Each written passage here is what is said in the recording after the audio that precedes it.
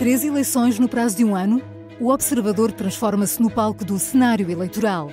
Não estamos aqui para agradar e nem sequer tentamos. Escrevemos para informar. Garanta o acesso a todos os conteúdos e acompanhe ao minuto.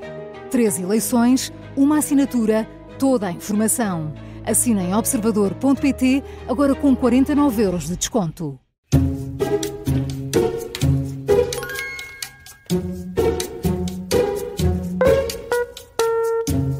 Começa agora mais uma comissão de inquérito das manhãs 360. Hoje é a nossa convidada, a líder da bancada socialista, Alexandra Leitão. Bom dia, bem-vinda. É um gosto recebê-la.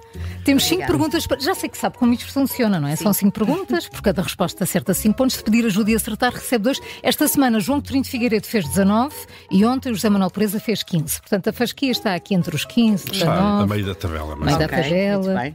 Só 3 pessoas fizeram 25 pontos. Pedro Cisa Vieira, Fernando Rosas, Azeredo Lopes. Bem, isso é um grande stress. Eu já tive que dizer que este é o tipo de coisa que para mim me deixa sempre um bocadinho pressionada, porque não gosto de errar em perguntas de conhecimento. Mas pronto, depende muito também das perguntas. Habituada a ser boa aluna, não é? É, exato. Claro. Sim, fui. Então vamos lá. Foi boa aluna? Fui. Esta primeira vai com certeza acertar. Eu acho que é relativamente fácil. Pior, essas são as piores. Quem foi a única mulher a ocupar até hoje a presidência da Câmara Municipal de Lisboa, ainda que interinamente? Foi Marina Ferreira, ali entre o Presidente Carmona e António Costa. Em 2007. Facílimo. Como vê, foi facílimo. Alexandra Leitão é a candidata do PS à Câmara de Lisboa. Os resultados deste domingo podem influenciar a sua eleição? Enfim, é um ano dessas duas eleições, mas eu acho que temos que separar as coisas, são momentos diferentes. Eu acho que em autárquicas se apreciam coisas diferentes. São eleições menos ideológicas, são eleições em que as pessoas querem que lhes resolva os problemas que sentem na sua vida, porque são eleições de muita proximidade e, portanto, acho que são coisas que são muito separáveis, os dois momentos, e, portanto, faço o meu caminho sem pensar nisso. Há aquelas dinâmicas de vitória, não é? Sim, mas eu, enfim, desde logo espero uma vitória no domingo e, portanto, estou bastante à vontade, mas independentemente disso, acho que as autárquicas têm mesmo uma dinâmica muito especial. E agora que já tenho andado bastante, ainda que discretamente, no terreno, em vários sítios, nota-se isso, o tipo de abordagem que faz. Eu já fiz campanhas nacionais, porque já fui 3 vezes candidata em eleições anteriores e já fiz campanhas nacionais. Estou agora aqui a fazer, digamos, uma pré-campanha autárquica e, de facto, o tipo de abordagem é muito diferente. Os problemas são muito mais pragmáticos, coisas concretas do dia-a-dia das pessoas, e é mesmo nisso que me quero também focar. Sim. Só uma coisa, apetecia-lhe mais estar nesta campanha agora? É uma campanha difícil e desafiante para o Partido Socialista. São ambas, não é? São ambas. As autárquicas é uma campanha muito diferente, é uma campanha que se divide por 308 municípios, se contarmos com os das regiões autónomas, em que em cada um temos pessoas próximas, e envolve muitos candidatos, porque há as freguesias, as listas para as freguesias, etc. E, portanto, de facto, são campanhas, por exemplo, do ponto de vista mediático, não se acompanha todos os candidatos, mesmo admitindo que Lisboa e o Porto têm mais peso mediático, e estas são. Mas também, sejamos francas, as eleições legislativas, e eu, como digo, já fiz 19, 22, 24, são eleições em que o acompanhamento mediático também é muito em torno do líder, do Presidente, do Secretário-Geral, e, portanto, fiz também, muito discretamente, muita campanha no círculo por onde, como sabem, fui eleita, Santarém. Portanto, aliás, tenho que estar também nesta campanha. O que é preciso é estar presente e naturalmente, ajudar e trabalhar para o partido a que pertence, para o Partido Socialista, em várias mesas. Qual é a grande mudança que Lisboa está a precisar? Olha, Lisboa... A grande, não são as várias, a grande, a principal. Posso dizer 2? Pode. Porque uma não é uma grande mudança. A grande mudança que Lisboa está a precisar é ao nível da habitação. É não expulsar pessoas que querem viver em Lisboa, jovens. Temos muitos idosos a vir abordar-nos, a dizer que as rendas estão a aumentar e que não podem manter-se, e, portanto, é mesmo a habitação. Mas depois, se eu pudesse acrescentar uma outra coisa, acrescentava uma coisa que não é uma grande mudança, mas que é algo que é talvez aquilo que mais vezes me é referido, que é as pessoas têm mesmo uma sensação de um certo abandono do espaço público, ao nível dos buracos nas ruas, coisas simples, mas que fazem parte do dia da cidade, Confirmo, não é? sim. Ou seja, fazem parte do dia da cidade. E é por isso que as autárquicas são eleições de facto muito diferentes. São o buraco na calçada, são o buraco na rua, são a falta de iluminação pública, que além de mais é um problema grave de segurança, é o lixo no espaço público, nos jardins. E parecendo que não, isto são coisas pequenas, não. E isto é feito à qualidade de vida numa cidade. O dia a dia. Pois há outros aspectos, como por exemplo o excesso de carros no centro da cidade, mas eu, pediu-me eu disse dois. Já não vou abusar. Não vou abusar. As autárquicas são diferentes também numa coisa, é que governa quem ganhar, mesmo que seja por um voto. Isso pode levar o PS a entendimentos pré-eleitorais com partidos à esquerda. Eu ontem dizia, num encontro que tive, que as eleições autárquicas, de facto, mesmo para quem do ponto de vista teórico já soubesse isso, como era o meu caso, têm desafios engraçados muito diferentes. Olhem, querem ver, por exemplo, as legislativas, quem ganha as legislativas forma depois o seu governo como entende. Em Portugal nem sequer há a regra de ter que ser um deputado, não é? Como há, por exemplo, no Reino Unido, não há na França, mas em certo momento o presidente Macron impôs. Em Portugal pode ser qualquer pessoa. Numa lista para o executivo de uma Câmara, aquelas pessoas que nós escolhemos para aquela lista, reparem, têm que ter 3 condições muito difíceis. Têm que ser pessoas para ganhar, têm que ser pessoas para governar, eventualmente têm que ser também pessoas para perder, porque a humildade democrática obriga-nos. E estas 3 coisas podem exigir perfis ligeiramente diferentes. Às vezes, os cabeças de cartaz para ganhar não são os melhores, podem não ser. E, portanto, para lhe responder, são eleições, de facto, com características diferentes, em que depois os presidentes de junta também têm a sua legitimidade democrática, em que cada vereador tem uma legitimidade própria, e isso torna-as muito desafiantes. Agora, uma das diferenças é essa, não há as coligações pós-eleitorais, digamos assim, valem pouco, digamos, enfim, não é valem pouco. Mas pode haver uma maioria de esquerda e ser novamente o Presidente da Câmara é quem ganha, nem que seja por um. E isso faz com que aritmeticamente, sublinho, aritmeticamente, as coligações pré-eleitorais façam ainda mais sentido, ou façam mais sentido, porque lá está, por um se perde e por um se ganha aqui literalmente. Quanto ao caso concreto de Lisboa, ainda é prematuro, temos eleições legislativas de domingo e ainda há o caminho. Então vamos falar também de eleições legislativas na segunda pergunta, indo aqui ao cinema de terror. Que filme de terror tinha como protagonista o vilão Freddy Krueger? A Pesadelo em Elm Street. Certo. Gosta de filmes de terror? Eu gosto. Aliás, sou assídua frequentadora do Motel X. Sou com a minha filha mais velha, que também gosta, e vamos quase todos os anos. Vamos. E o PS está a jogar a cartada do medo nesta campanha eleitoral, a tentar assustar os pensionistas? Isso é uma ligação com os filmes de terror. É uma ligação com os filmes de terror. Não, o medo, vamos lá. Com o medo. Não é isso. Não é isso. O que eu acho que é preciso é que as pessoas...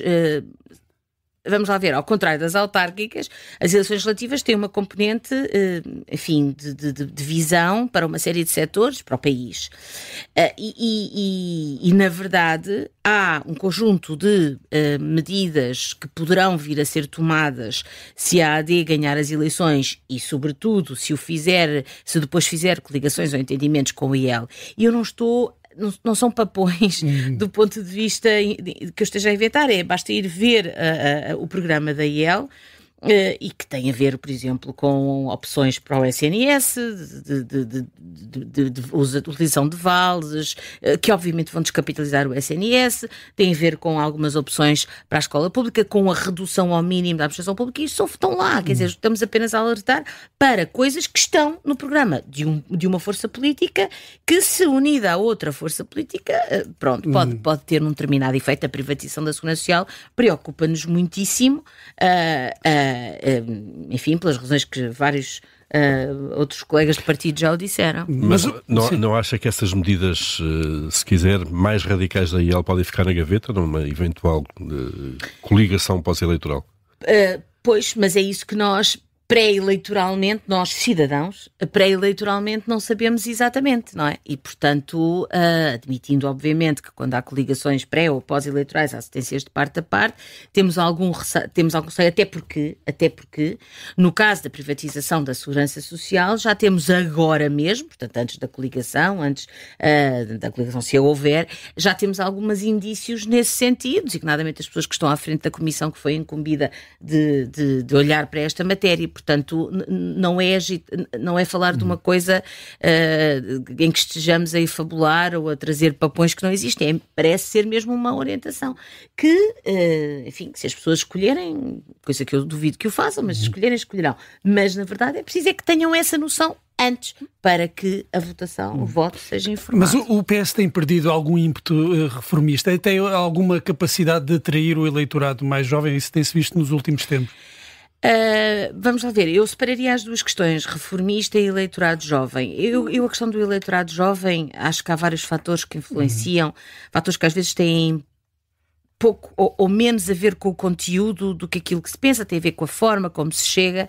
Agora, também há uma coisa que é verdade, e é verdade numa análise transversal em toda a Europa, que é natural que o partido que mais tempo esteve no governo não seja aquele que mais atrai os jovens. Não é? Os jovens tendem a ter uma atitude, até pela sua natureza, e eu acho que isso também tem pesado, no caso, contra o PS, na lógica de galvanizar os jovens, tem a ver, ou mais tempo no poder, as pessoas, enfim, há jovens... É mais associado ao poder, e os jovens, por definição, não é? Preferem normalmente, portanto, acho que isso tem uma explicação. Agora, acho que aos jovens chega muito o assunto da habitação, porque, enfim, não aos de 16 ou 17, mas aos de 23, 24, não é? E por aí adiante.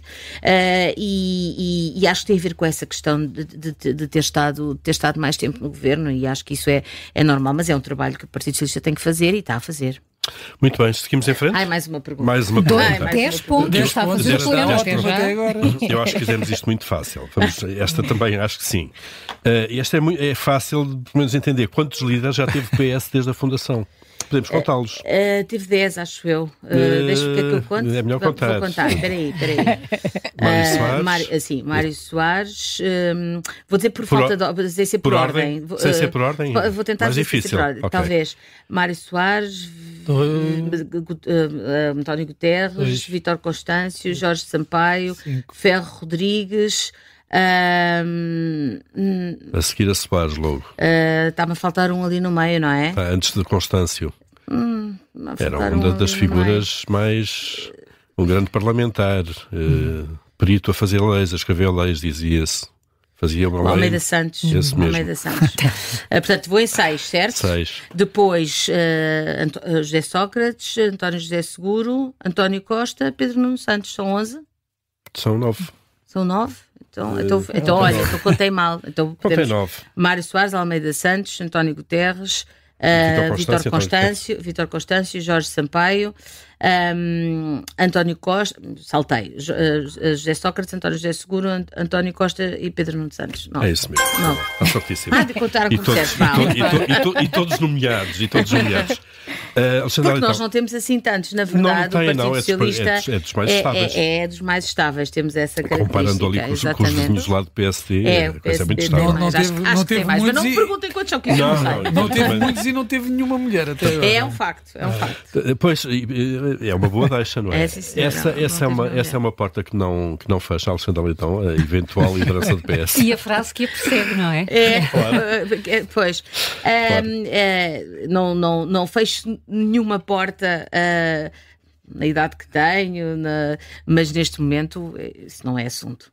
Claro, não estou sequer a sugerir que queira... Não está, claro. Mas é que virá muita gente dizer que eu disse e que não disse. Portanto, o ponto é, não fecho nenhuma porta, porque acho que não devo fechar nenhuma porta, mas, enfim, o assunto agora é eleições legislativas no domingo e autárquicas em setembro. Mas na segunda, em função dos resultados... E na segunda, Pedro Nuno Santos resistirá a uma eventual derrota do PS? Eu não trabalho, sinceramente, não trabalho mesmo num cenário de derrota. Acho que não, há 2 dias ou 3, já nem sei, de eleições, acho que não devo mesmo trabalhar e não quero e não faço trabalhar num cenário de derrota. Mas com a experiência que tem, aqui já recordou as campanhas que fez. Fazer uma campanha com sondagens que não dão a possibilidade de vitória clara, abala. É difícil fazer campanha nestas circunstâncias.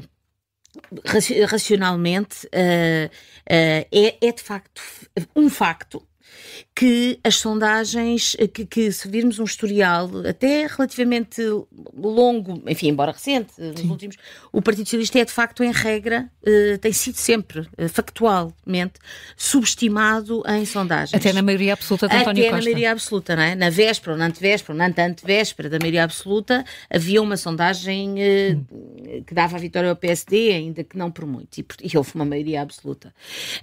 O ano passado, a mesma coisa, não é? Tivemos num empate, em número de deputados, um empate mesmo, e portanto eu acho que que nós temos muito essa noção e não nos tem limitado, nem nos tem prejudicado a campanha. Independentemente do resultado, há a noção no PS, na AD também eventualmente, de que não podemos ir para eleições no próximo ano e portanto vão ter que se esforçar mesmo para garantir a estabilidade, na oposição ou no governo. A fragmentação e a polarização nos parlamentos é também aí algo que não é só português, não é? Tem-se verificado muito. O grande fator de instabilidade, não sou apenas eu a dizê-lo, mas o grande fator de instabilidade e da alteração do próprio sistema, em Portugal, como em muitos outros países da Europa, tem sido a emergência, o crescimento de partidos extremistas, no caso de extrema-direita, tem sido nesta última década tem sido extrema-direita em vários países, que baralham no sentido em que, ainda por cima porque têm uma lógica antissistema, anti-regime, com quem é muito difícil ou impossível mesmo, sublinho, fazer pontes, e portanto têm criado, enfim, provavelmente a seguir dirão que eu estou a ser injusta, mas sim, objetivamente, são um fator de instabilidade do sistema, legítimo, porque eleitorado aos outros partidos, porque deixam porque ter as pessoas votam, portanto eu não estou a pôr a causa essa legitimidade, é um facto também, e em alguns países isso tem levado a acordos às vezes bem difíceis, como ainda agora aconteceu na Alemanha, entre os dois partidos, enfim, centro-direita, centro-esquerda, não é? E noutros países não. Olhando para a Europa, verificamos que há várias soluções. Agora, de facto, podemos ter uma situação de alguma instabilidade que depois terá que ser resolvida no quadro da Assembleia da República. Mas acho que o principal fator de instabilidade é mesmo esta realidade da emergência destes partidos. Muito estável está a sua pontuação, porque está com 15 pontos, está com o máximo da pontuação e parece-me que esta também para uma jurista é muito fácil. Qual é o número mínimo de assinaturas necessárias para a apresentação de uma candidatura presidencial? 7.500? É isso. Pontos, vai caminho aqui do pleno. O anúncio de ontem vem afetar a campanha eleitoral no seu todo, no impacto que está a ter? Ora bem, eu acho que o anúncio foi num momento errado. Acho que por 2 ou 3 dias os CTT não se atrasavam assim tanto. Falamos de Gouveia e Mel, exatamente, e que depois acabou por dizer que antecipou porque ia mandar convites e depois sabia-se, bom, enfim. Portanto, acho que o momento, tanto tempo de tabu, digamos assim, podia ter, portanto acho que não foi o momento certo, mas não creio que vá também ter grande impacto sobre a campanha. E qual é que é o timing do PS para apresentar um candidato? Não se está a atrasar? Presidencial? Sim. Vamos lá ver, este ano temos legislativas, temos autárquicas, houve ali um momento... Quando o próprio Gouveia e Melo, que as sondagens lhe dizem que não deveria ter tanta pressa a apresentar, sentiu necessidade de aparecer nesta altura, a esquerda, e nomeadamente o PS, não está a perder esse momento. Gouveia e Melo não está envolvido em legislativas, em autárquicas, não é? Portanto, vamos lá ver. Deixe-me dizer as coisas assim. Portanto, eu acho que ele tem um timing que é muito diferente de quem está envolvido noutras eleições importantes, não é? Que são todos os partidos. O que aconteceu foi que há um candidato que antecipou-se mais, não é? E eu acho que agora lá está. O Partido Socialista também não ia fazer isso no meio deste período. Portanto, agora é bom que este período passe e depois que se trate das questões das presidenciais. Antes das autárquicas. Ai, não sei, não posso, não consigo antecipar. Não ficar eu vou estar tão focada nas autárquicas. Quem deveria ser o candidato apoiado pelo PS?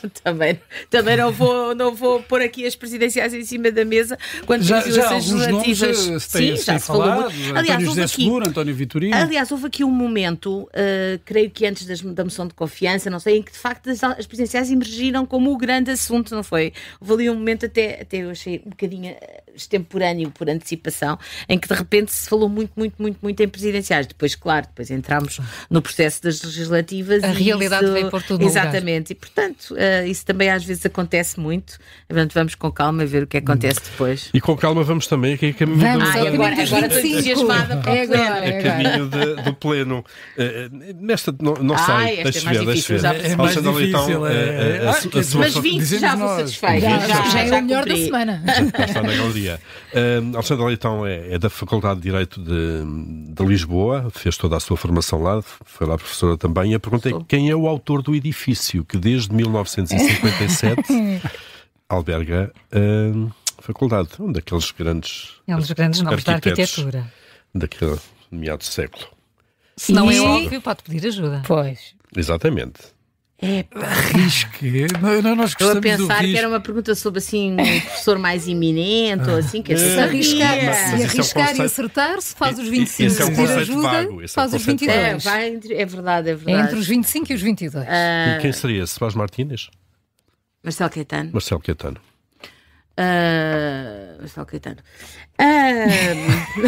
Essa ajuda. Vou pedir uma ajuda porque eu sou uma pessoa não tenho muito problema de pedir ajuda. Então vamos lá. Fernando Távora, Pardal Monteiro ou Cassiano Branco? Quem terá desenhado aqueles 3 edifícios? Sim, que é Letras, a Reitoria e Direito. Sim, e Direito. Diz lá outra Linhas vez, direitas. Fernando Távora, Pardal Monteiro ou Cassiano Branco? Pardal Monteiro. Certíssimo. Preferi o Pardal Monteiro. Só sabia que não era Cassiano Branco. 22 pontos. Não foi mal.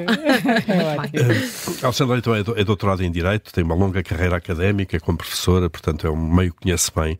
O que é que se passa com a justiça? Toda a gente, ou muita gente, concorda com o diagnóstico, mesmo em termos políticos, mas nada acontece, não se muda. Os políticos têm medo de mexer na justiça.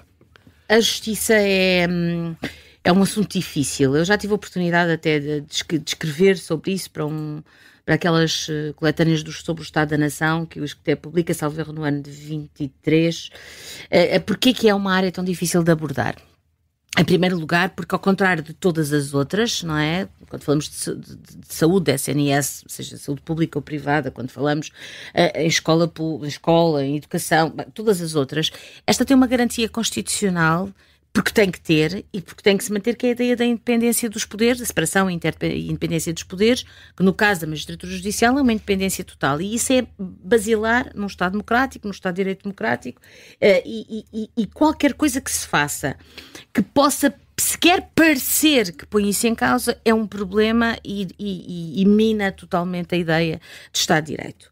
De onde as linhas em que os políticos se mexem quando trabalham sobre justiça têm que ser sempre linhas muito balizadas, muito limitadas. E então preferem jogar pelo seguro? O que significa, o que leva àquilo a que eu poderei chamar uma autocontenção enorme, até porque depois serve de arma de arremesso. Tu queres ou seja, pôr em de não causa, mexer para não ser acusado. E, portanto, cria aqui, de facto, uma autocontenção enorme em mexer no que quer que seja.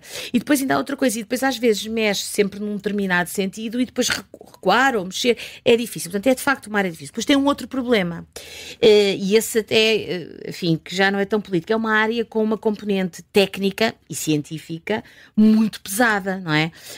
Nós podemos um não jurista pode falar das grandes linhas, não tem que ser um jurista para falar sobre justiça, atenção, não vou longe, até porque há outras componentes que até é importante que se tragam, por exemplo, quando se escreve, quando uma sentença que é para ser pública, um acórdão, há coisas que estão ali que as pessoas não percebem, que até é uma intervenção de uma outra. Agora, há componentes muito técnicas. Nós vemos isso quando se discutem casos, não é? Quando se discutem os casos.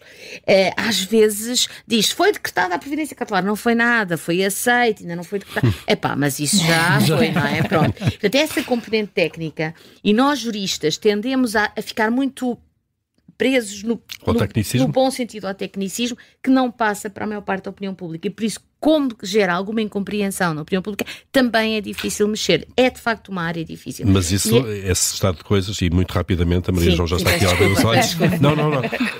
Vai levar sempre a que não se faça nada. Pronto, eu acho que há aspectos em que é preciso melhorar, em várias áreas. Pensa-se muito no processo penal, mas, por exemplo, na área administrativa é também preciso, há muita morosidade, é preciso fazer melhorias.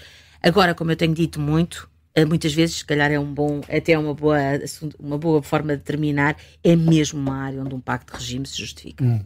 É mesmo o protótipo da área onde um pacto de regime. E eu não sou a favor de pactos de regime por tudo e por nada, porque a alternância democrática é um valor em si mesmo. E, portanto, se nós fazemos pactos de regimes para tudo, a certa altura somos todos iguais e depois emergem as franjas que são diferentes. Agora, esta é mesmo. Quando chegar à liderança do PS, tem aí um grande desafio. Esta do Pacto de Regime é mesmo. Ficou para dia 19, pelo menos. Alexandra Leitão, foi um gosto tê-la connosco. Sai daqui com 22 pontos. Obrigada. Obrigada.